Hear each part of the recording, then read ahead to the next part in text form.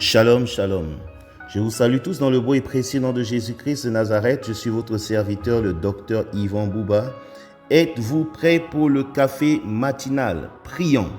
Papa, je te remets ce mercredi 19 mars 2025 afin que tu ouvres les portes de cette journée et que tu nous prépares des chemins où nous allons manger dans de verts pâturages. Préserve-nous du malin, ô roi de gloire, quand nous marchons dans la vallée de l'ombre de la mort, que nous n'ayons aucune crainte, car toi, ta houlette et ton bâton va nous garder et nous rassurer. Je sème ici cette parole ce matin afin qu'elle se multiplie, car ta parole est une semence dans nos cœurs. C'est pourquoi j'ordonne à nos oreilles d'écouter et de comprendre cette parole. J'ordonne à nos cœurs de croire et d'obéir à ta parole. Et j'ordonne à tout notre être entier de vivre et d'expérimenter ta parole dans le nom de Jésus. Amen. Bien-aimés, nous sommes toujours dans l'année de la multiplication. Nous sommes dans la série 5. Poursuivons avec la pensée stratégique. Aujourd'hui, je vous ai promis de vous parler des valeurs. À l'échelle d'une organisation, d'une société, on parle de valeurs. À l'échelle d'une nation, on parle de devise. La devise de la République centrafricaine, c'est unité, dignité, travail.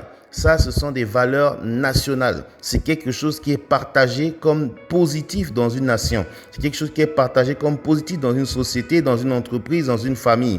Et tous ceux qui ne s'alignent pas à ça, ils sont dans des contre-valeurs. Ils peuvent être stigmatisés, c'est-à-dire qu'ils peuvent être carrément mis de côté.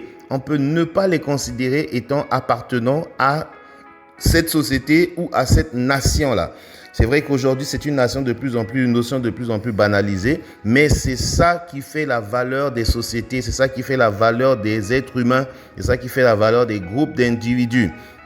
L'exemple de Néhémie que nous étions en train de lire au chapitre 5, les versets 6 jusqu'au verset 18, on ne va pas le lire, on montre clairement que Néhémie avait des valeurs. Quand on dit au verset 6, « Je fus très irrité quand j'entendis leurs plaintes et ces paroles-là. Je résolus de faire des réprimandes aux grands, aux magistrats, et je leur dis, quoi? Vous prêtez intérêt à vos frères? Je rassemblais autour d'eux une foule.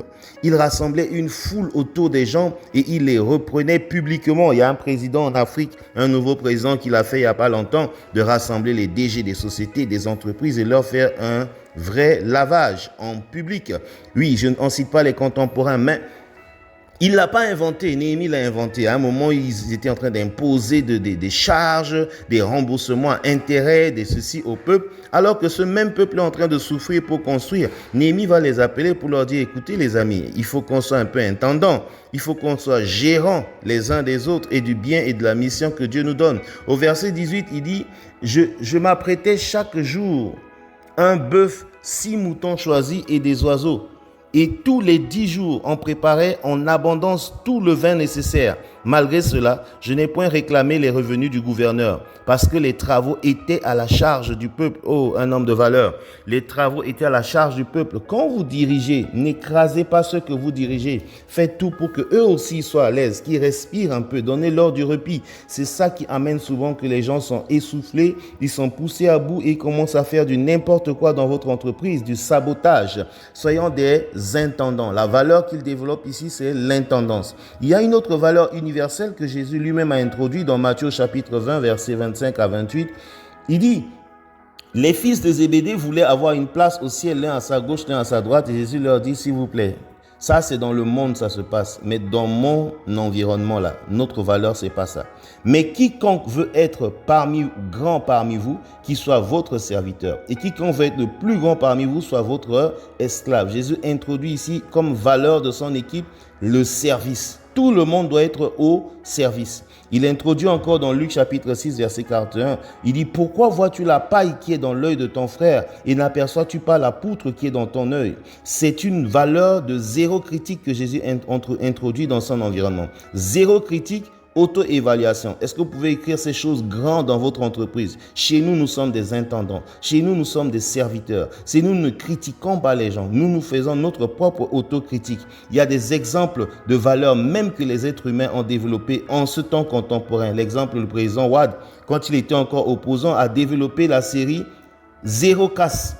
On fait des grèves, on ne casse rien. On marche juste avec des brassards rouges. Brassards rouges. Plus de casse. On construit, on casse, on construit, on casse. Qui va construire notre pays? Alors ne cassons plus. Les Chinois, eux, ils ont mis dans leurs entreprises un mannequin avec le patron dans le sous-sol. Quand tu es fâché à la pause, tu cognes sur le patron en silicone ou en mousse. Mais tu ne casses rien. Ça, ce sont des valeurs que Dieu doit nous aider à développer. Que Dieu vous bénisse. Prions le Seigneur. Seigneur, je prie que nous soyons des hommes de valeur et que tu nous donnes des valeurs non négociables dans nos entreprises et qu'elles soient ancrées dans le cœur de chacun. Je prie aussi que tu fasses de nous des bons intendants, des ressources humaines, matérielles et des choses que tu mets à notre disposition et même du pouvoir que tu nous donnes. Enfin, je te prie, Père, que tu nous donnes la culture du service et non de la domination dans nos projets, dans nos entreprises. Au nom de Jésus, je t'ai ainsi prié. Amen. Bien-aimés, si Dieu le veut, demain, nous allons faire une pause juste pour répondre aux questions. Plusieurs questions sont arrivées inbox. J'espère que Dieu me donnera la faveur de répondre. Si quelqu'un a d'autres questions, qu'il me l'envoie aussi inbox.